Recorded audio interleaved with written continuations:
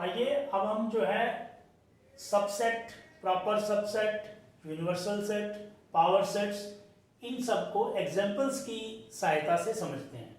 तो हमने वही जो सीबीएसई एनसीईआरटी की बुक है क्लास 9 की, वही से एग्जाम्पल लिया है, एग्जाम्पल 9।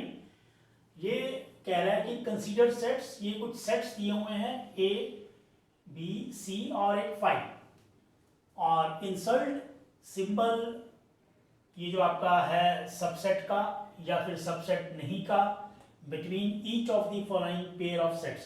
तो ये पेयर्स दिए हुए हैं, उनमें हमने सिंबल लगाना है कि वो सबसेट है या सबसेट नहीं है। तो सबसे पहले है फाई और बी।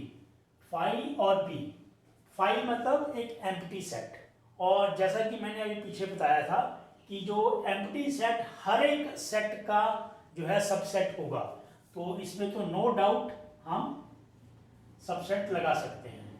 ऐसे ही ए और बी, ए के एलिमेंट है 1 और 3, बी के 1 5 9, तो यानी कि 3 जो ए में है वो बी में नहीं है, तो इसका मतलब ए बी का सबसेट नहीं है, तो इसमें नहीं है वाला सिंबल आएगा।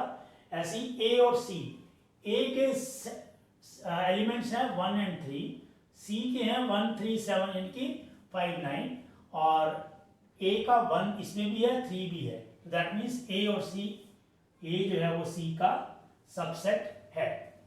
आगे हमें चेक करना है बी और सी का। बी के हैं 1 5 9, सी के एलिमेंट्स हैं 1 3 7 5 9, बी का 1 इसमें है, 5 भी है और 9 भी है, so that means B is also a subset of C. किसी का एग्जांपल 10 देखते हैं। इसमें हमें दो सेट दिए हुए हैं, सेट ए इक्वल टू जिसके एलिमेंट्स हैं ए ई आई ओ यू, और सेट बी के एलिमेंट्स हैं ए बी सी डी, और हमें ये करना है कि is A a subset of B. Answer उन्होंने दिया हुआ है नो। हम देखते भी हैं कि ए जो है वो बी का सबसेट नहीं है, क्यों? क्योंकि ए के एलिमेंट्स जो हैं, आपके सारे के सारे एलिमेंट्स वो बी वाले नहीं है। ए इसमें है, ई नहीं है, आई नहीं है, ओ नहीं है, यू नहीं है, तो इट इज करेक्ट कि ए जो उसका सबसेट नहीं है। लेकिन वाई का आंसर हमने वही देना है जो हमने बताया है कि बिकॉज, चलो इसको लिख लेते हैं यहां पर Y, because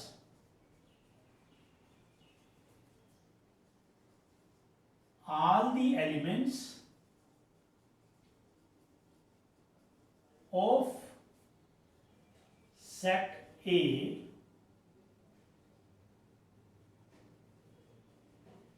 are not available in set B। तो ये इसका रीजन, ये y का आंसर ये हो गया। सिमिलरली आप सेकंड में इसका पार्ट है, is B a subset of A, क्या बी ए का सबसेट है? आंसर उन्होंने दिया हुआ है नो, बट हमें बताना है वाई। तो नो तो है ही है, क्योंकि बी के एलिमेंट्स ए तो इसमें है, बी इसमें नहीं है, ए में, सी इसमें नहीं है, डी इसमें नहीं है, यानी कि बी जो है वो ए का भी सबसेट नहीं है। तो इसलिए हम ये कह सकते हैं कि ये सबसेट नहीं है। वाई रीजन सिमिलर, ऐसे भी रीजन ऐसे ही जैसा इसका लिखा है वैसे ये इसका लिख देंगे, because reason is because all the elements of set B are not available in set A। ठीक है, चूंकि किसी एक सेट को दूसरे का सबसेट होने के लिए तो उस एक सेट के सारे एलिमेंट्स पहले वाले सेट में होने चाहिए, तभी वो उसका सबसेट होगा। तो उस जो है पॉइंट ऑफ व्यू से ये हमारे दोनों ही एक दूसरे के सबसेट नहीं है। एग्जाम्पल 11 देखते हैं क्या है।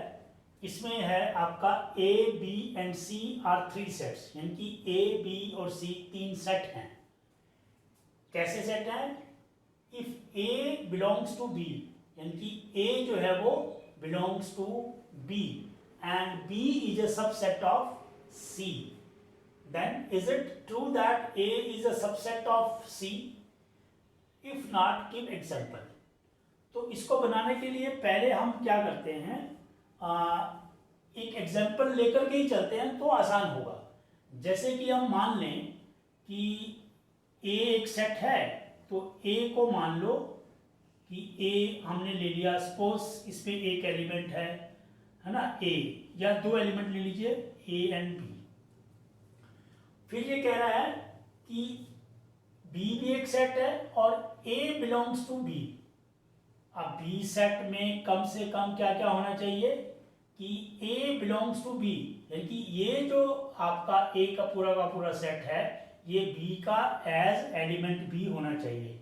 ये बिलोंग्स टू का साइन मतलब होता है कि उसका एलिमेंट, यानी कि ये जो A सेट हमने लिया है ये B का एक एलिमेंट होना चाहिए।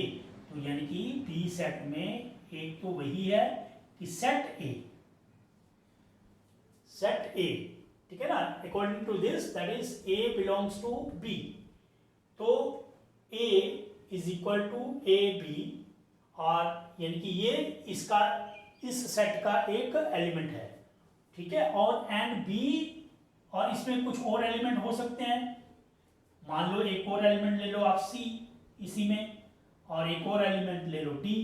तो हमने B ऐसा बना लिया। अब देखते हैं C कैसा बनेगा। C आपका बनेगा, ये क्या है, B is a subset of C। B जो है वो C का सबसेट है। तो इसमें यानी कि जो B क्योंकि C का सबसेट है तो C में ये सारे के सारे एलिमेंट्स कम से कम होने चाहिए। तो यानी कि ये कैसे आ जाएगा, इसमें A और B तो होने ही होना है, C भी होना है, D भी होना है, और ये कम से कम होने हैं। तो हम मान लीजिए एक और एलिमेंट ले लेते हैं E, तो हमने C भी बना लिया। अब हमने A B C ऐसे बना लिए कि ये पहले तो देखते हैं कि ये हमारा जो दिया हुआ है कंडीशंस वो सेटिस्फाई हो रही हैं कि नहीं हो रही हैं। तो पहली कंडीशन क्या थी कि A बिलोंग्स टू B। अब A हमने ये ले लिया था और B में कम से कम ये A होना चाहिए क्योंकि A बिलोंग्स टू B, और बाकी कुछ और एलिमेंट्स ले लिया हमने।